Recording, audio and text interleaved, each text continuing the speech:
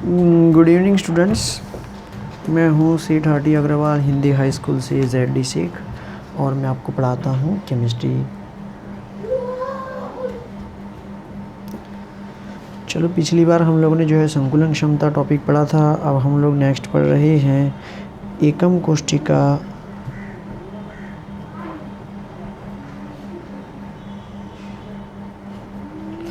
विमा संबंधी गणना।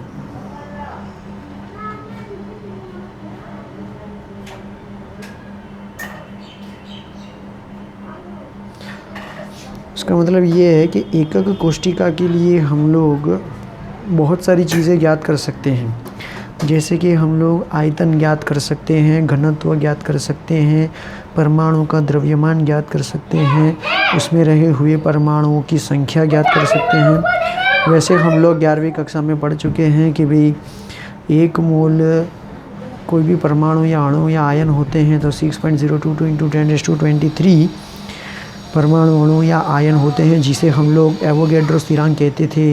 एवोगैड्रो स्थिरांक को Na से दर्शाया जाता था।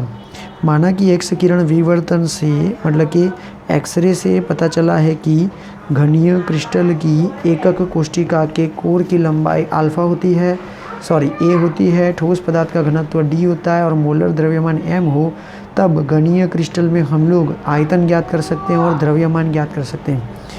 मानो कि अगर हम लोग कोई भी एकम कोष्ठिका लें, जैसे कि ये मैंने एकम कोष्ठिका बनाया है, ठीक है ना।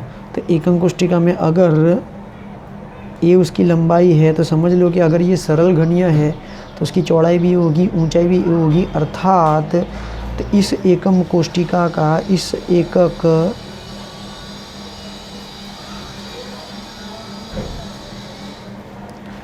कोष्ठिका का आयतन क्या होगा, तो लंबाई गुणे चौड़ाई गुणे ऊंचाई बराबर, अगर ए रखेंगे तो तीनों का गुणनफल क्या मिलेगा हमको, A³ प्राप्त होता है। अब मानो कि इसी ही ठोस पदार्थ का मानो कि घनत्व d हो और मोलर द्रव्यमान कैपिटल M हो, तो हम लोग उसके लिए द्रव्यमान ज्ञात कर सकते हैं। तो एकक कोष्ठिका की द्रव्यमान की बात कर रहे हैं हम लोग।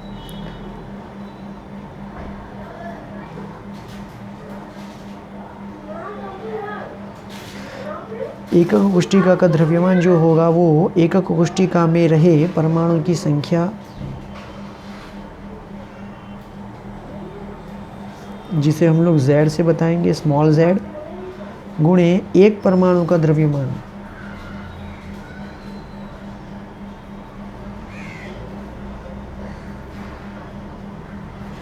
एक परमाणु का द्रव्यमान हो जाएगा M। देखो भाई, अब हम लोग बात करें एकक कोष्ठिका की, तो ये जो आप लोगों को दिख रहा है ना, वो एकक कोष्ठिका है, ठीक है। अब उसमें क्या होते हैं कि बहुत सारे परमाणु होते हैं, जैसे कि 8 कोने पर एक एक परमाणु होगा। तो अगर हम लोग उस एक कोष्ठिका का द्रव्यमान की बात करें तो क्या करना पड़ेगा कि भाई अगर एक गोला है, एक परमाणु है, तो उसका द्रव्यमान लेंगे। अब परमाणु अगर है, माना कि अगर एक ही तत्व के अगर एकक कोष्ठिका की बात करते हैं तो परमाणु उसी तत्व का ही होगा, तो यहाँ पे सारे परमाणु समान होंगे। तो द्रव्यमान कितनी बार गिने जाएंगे, जितने परमाणु होंगे उतनी बार, अर्थात उसको कितने से मल्टीप्लाई करना पड़ेगा कि जितने परमाणु होंगे उसकी संख्या से हम लोगों को उसका द्रव्यमान क्या करना पड़ेगा, गुणन करना पड़ेगा। और इस तरह से एक पूरे एकक कोष्ठिका का हम लोगों को द्रव्यमान प्राप्त होता है, ठीक है ना।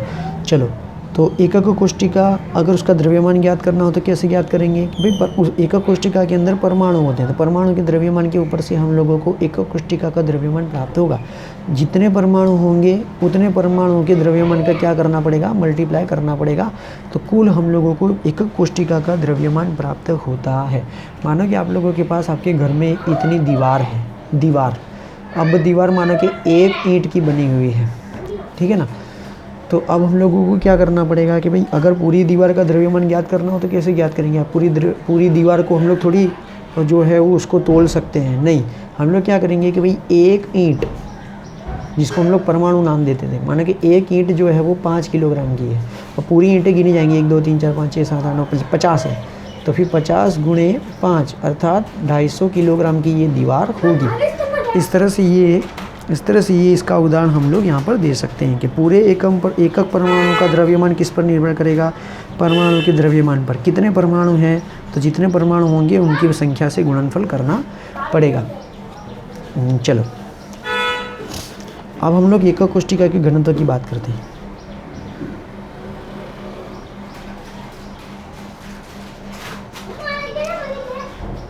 एकक कोष्ठिका का घनत्व स्मॉल डी। चलो घनत्व क्या होता है, द्रव्यमान बट्टे आयतन। तो हम लोग क्या लिखेंगे, एकक कोष्ठिका का द्रव्यमान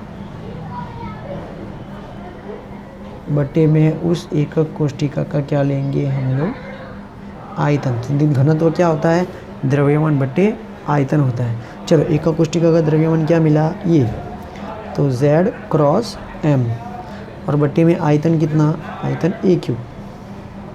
बोलो समझ में आया, ठीक है। चलो अब हम लोगों को पता है कि द्रव्यमान कैसे मिलेगा। हम लोगों ने 11वीं कक्षा में पढ़ा था, मोल बराबर द्रव्यमान बट्टे आणवीय द्रव्यमान। अब ये द्रव्यमान है तो मोल गुणे क्या हो जाएगा, आणवीय द्रव्यमान, तो Z बाय AQ। अब ये मोल गुणे आणवीय द्रव्यमान होगा, परंतु हम लोग क्या करने वाले हैं, इस एक मोल के बराबर 6.022 इंटू 10⁻23 करना चाहते हैं। तो वो क्या होता है कि वो संख्या होती है, वो संख्या क्या होती है, प्रति मोल होती है। मतलब कि एक मोल में रहे हुए परमाणु की संख्या, अणु की संख्या वगैरह वगैरह होती है, ठीक है ना। अगर वो जो है इससे गुणा किया जाता है तो वो क्या हो जाता है, एवोगैड्रो अंक हो जाता है। अर्थात द्रव्यमान बराबर हम लोग क्या लिख सकते हैं कि भाई आणवीय द्रव्यमान बटे एवोगैड्रो अंक, ठीक है ना। तो ये हम लोग घनत्व इस तरह से याद कर सकते हैं। अब ये सूत्र में देखो कितने सारे पैरामीटर्स हैं। So there are 5 parameters. एक घनत्व है, एक संख्या है, एक आणविक द्रव्यमान है, एक आयतन है और ये एक एवोगैड्रो संख्या है, ठीक है ना। तो हम लोग इस तरह से याद कर सकते हैं। चलो अब हम लोग इसका उपयोग देखना चाहेंगे। इसका उपयोग जो है हम लोग आने वाले उदाहरणों में देखेंगे 1.4 और 1.5 में। फिलहाल हम लोग उदाहरण देख रहे हैं 1.3।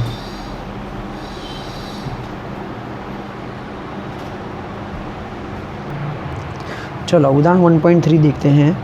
उदाहरण 1.3 क्या कहता है, एक तत्व की कोष्ठिका की संरचना अंतः केंद्रित घन BCC है। चलो BCC होता है। कोष्ठिका के कोर की लंबाई A 288 पिकोमीटर है और उसका घनत्व 7.2 ग्राम पर सेंटीमीटर क्यूब है, ठीक है ना। तो ज्ञात कीजिए कि 208 ग्राम तत्व में कितने परमाणु होंगे। चलो अब एक काम करते हैं, हम लोगों के पास पदार्थ की मात्रा कितनी है, 208 ग्राम है, ठीक है। इतने पदार्थ हैं हमारे पास।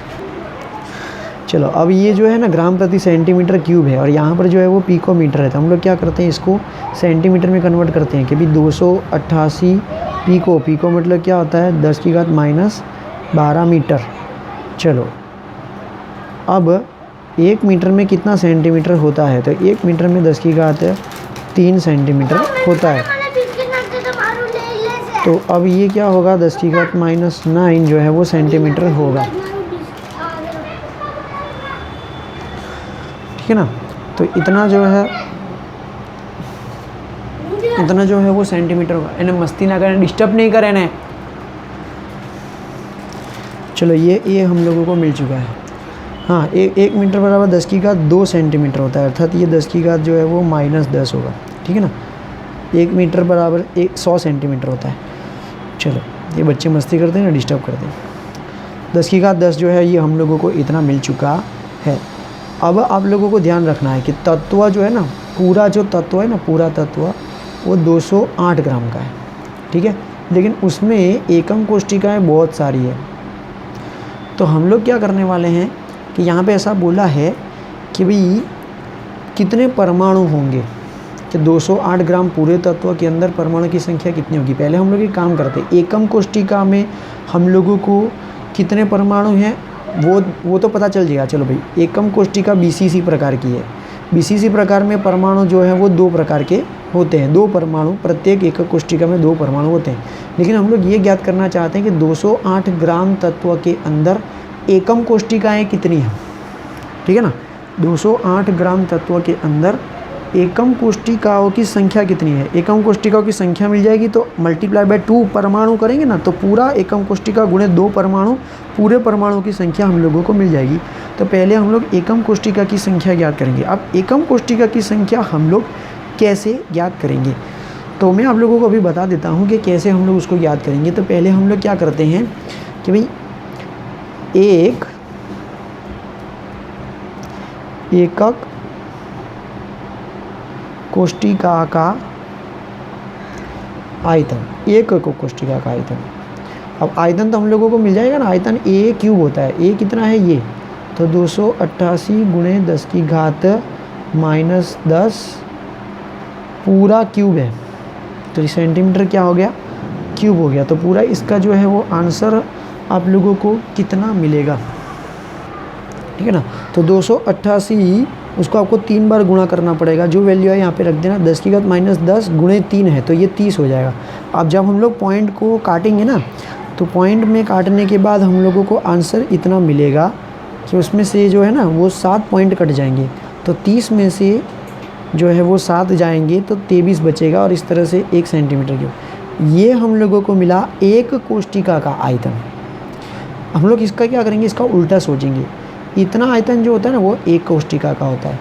तो हम लोग एक काम करते हैं कि 208 ग्राम के अंदर एकम कोशिका का आयतन पूरा कितना होगा, ठीक है ना। तो पूरा आयतन कैसे ज्ञात करेंगे, तो हम लोग वो जो है वो घनत्व से ज्ञात करेंगे। देखो ये है एक कोशिका का आयतन, ठीक है ना, ये वाला मानो कि कोई भी एक। लेकिन हम लोगों को तो क्या करना है, 208 ग्राम जो पूरा तत्व है उसके अंदर कुल कितने एकम कोशिका है वो ज्ञात करना है। तो हम लोगों को क्या करना पड़ेगा कि ये एक एकक कोशिका का जो आयतन है ना, हम लोगों को 208 ग्राम पूरे तत्व के अंदर एकक कोशिका का आयतन कितना होगा वो ज्ञात करना चाहते हैं। तो हम लोग लिखेंगे 208 ग्राम में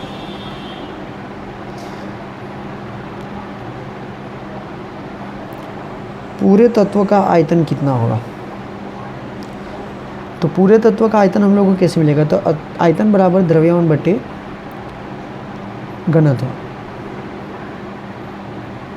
ठीक है ना। द्रव्यमान तो हमारे पास है 208 ग्राम, अब उसका घनत्व कितना है 7.29 ग्राम प्रति सेंटीमीटर क्यूब। तो ऊपर चला जाएगा, ग्राम ग्राम कैंसिल हो जाएगा, सेंटीमीटर क्यूब में आंसर आएगा, ये मिलेगा 28.88 सेंटीमीटर क्यूब। तो पूरा तत्व का पूरा आयतन इतना है। तो अब यहाँ पे से इस तरह से हम लोग ऐसे बोलेंगे कि एक एकक कोशिका का आयतन इतना है, तो इसका उल्टा बोलेंगे, इतने आयतन में एक एकक कोशिका होती है, एक एकक कोशिका होती है, तो इतने आयतन में कितना होगा।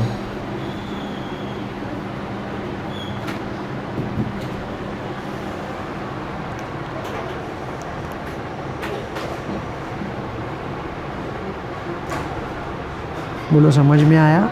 तो ये जो है ना स्टेप बाय स्टेप चल रहा है।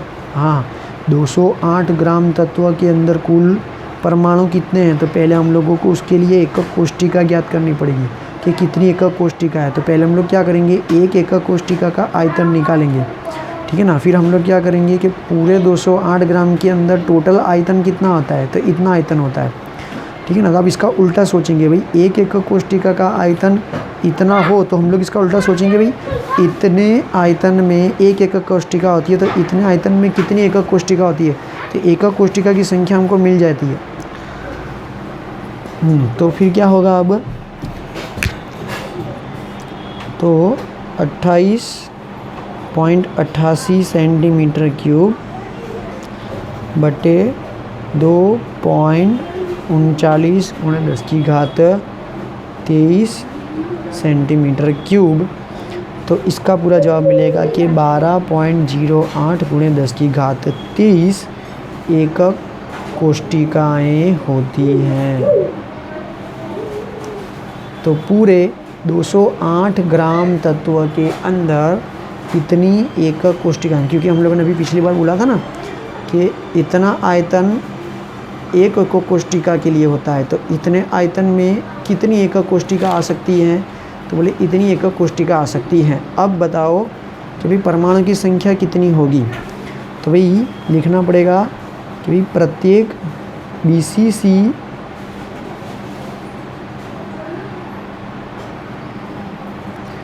एकक कोष्टिका में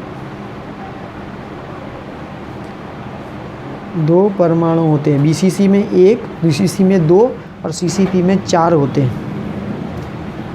2 परमाणु होते हैं, ठीक है ना। तो 208 ग्राम तत्व में परमाणु की संख्या,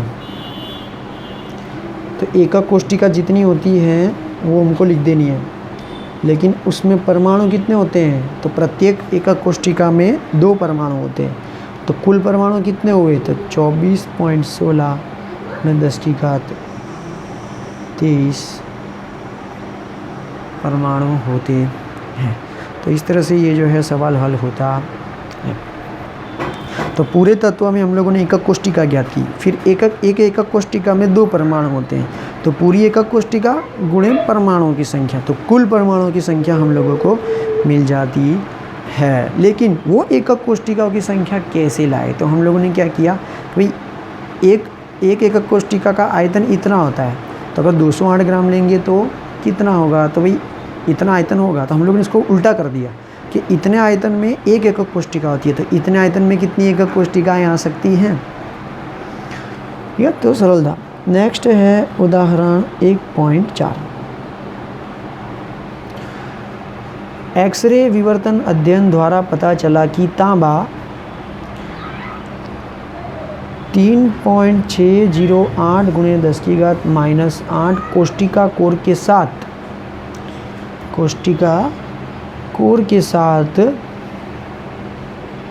FCC एकक कोष्टिका के रूप में क्रिस्टलीकृत होता है। तो ये क्या दिया है, तो ये हम लोगों को जो है ना वो कोर की लंबाई दी है। कोर की लंबाई मतलब A हो गया। तो पता चला कि 3.608 × 10⁻⁻8 कोष्टिका कोर के साथ FCC एक एक कोष्टिका के रूप में क्रिस्टलीकृत होता है। अब FCC आया था, FCC में परमाणु की संख्या कितनी होती है, 4 होती है। मुझे डिस्टर्ब नहीं करो बेटा, पढ़ावा दो। चलो, तो कोर की लंबाई हो गई, ठीक है ना। अब ये कोष्टिका के में कोर की लंबाई हो गई A। अब घनीय हो तो सब ये समान ही होता है, अर्थात हम लोगों को आयतन मिल जाएगा, ठीक है। चलो, एक दूसरे प्रयोग में तांबे का घनत्व ज्ञात किया गया। चलो, तांबे का घनत्व मिला हमको 8.92 ग्राम पर सेंटीमीटर क्यूब। तांबे के परमाणु द्रव्यमान ज्ञात करें, तो तांबे का परमाणु द्रव्यमान ज्ञात। अब आप लोगों को इसमें सूत्र याद आ रहा है, हाँ हमको सूत्र याद आ रहा है। क्या था सूत्र हमारे पास, बोले D = Z × कैपिटल M मतलब मोलिकुलर मास बट्टे में आयतन A³ गुणे Na। अब हम लोगों को ज्ञात क्या करना है, आणविक द्रव्यमान। तो ये M यहाँ रहेगा, ये दोनों बट्टे में सामने जाएगा तो गुणे में, Z गुणे में सामने जाएगा तो बट्टे में। तो आणविक द्रव्यमान कितना मिलेगा, तो आणविक द्रव्यमान मिलेगा D × A³ गुणे Na बट्टे में Z। चलो, घनत्व कितना है भाई, 8.92 ग्राम पर सेंटीमीटर क्यूब। चलो, A कितना सेंटीमीटर है, तो 3.608 × 10⁻⁸। टेक्स्ट बुक में सेंटीमीटर नहीं दिया है, टेक्स्ट बुक में सेंटीमीटर कर देना, तो सेंटीमीटर। लेकिन ये क्या है, A³ है, तो ये सेंटीमीटर क्या हो गया, क्यूब हो गया। अब Na मतलब क्या होता है, हम लोगों ने बोला था ना 1 मोल बराबर कितनी संख्या रखनी है हमको, 6.022 × 10⁻23 परमाणु प्रति मोल। चलो, Z मतलब कितनी संख्या है हमारे पास, तो FCC के लिए कितनी होती है, तो बोले 4, तो 4 परमाणु। चलो तो अब क्या क्या कैंसिल हो रहा है, सेंटीमीटर क्यूब कैंसिल हो रहा है, परमाणु की संख्या कैंसिल हो रही है, तो ग्राम प्रति मोल हम लोगों को मिलेगा। कैलसी से इसका आंसर ज्ञात कर लेना, 63.1 ग्राम पर मोल हमको ज्ञात होगा। बोलो समझ में आया? तो ये बिल्कुल सरल था। चलो नेक्स्ट उदाहरण 1.5। सिल्वर सीसीपी जालक में सीसीपी जालक बनाता है। चलो सीसीपी है, समझ जाओ परमाणु की संख्या 4 होगी। एक्सरे विवर्तन अध्ययन द्वारा पता चला कि इसकी एक कोशिका की कोर की लंबाई 408.6 पिकोमीटर है। सिल्वर के घनत्व की गणना कीजिए। तो चलो घनत्व हमको ज्ञात करना है। परमाणु द्रव्यमान दिया गया है, तो कैपिटल एम, देखो कैपिटल एम परमाणु के लिए परमाणु द्रव्यमान है, अणु के लिए आणविक द्रव्यमान है, होता कैपिटल एम ही है। 107.9 यूनिफाइड मास। चलो ठीक है, तो हम लोग क्या करते हैं, अब इसके लिए सूत्र लिख देते हैं। भाई घनत्व ज्ञात करना है, तो घनत्व D = Z परमाणु की संख्या गुणे आणविक द्रव्यमान बटे में A³ गुणे एवोगैड्रो नंबर। चलो अब हम लोगों को पास Z 4 है, ओके, A भी है, ओके, Na भी है, M हम लोगों को मिल गया, तो सीधा हम लोगों को जो है वो मूल्य रख देना है, ठीक है ना। लेकिन हम लोग जो है वो मूल्य कैसे रख पाएंगे, तो इस तरह से करना पड़ेगा कि हम लोग क्या करेंगे कि कोई भी एक मात्रक सिलेक्ट करना पड़ेगा। एक मात्रक जो है वो सिलेक्ट करना पड़ता है, ठीक है ना। एक मात्रक कैसे सिलेक्ट करेंगे, तो काम करते हैं। पहले हम लोग कोर की लंबाई A = 408.6 पिकोमीटर है ना, तो उसके लिए हम लोग क्या कर देते हैं, मीटर कन्वर्ट दे देते हैं 10⁻⁻। मैंने आप लोगों को 11वीं में कहा था पिकोमीटर मोस्ट इंपॉर्टेंट है। पिकोमीटर आता है 10⁻⁻12।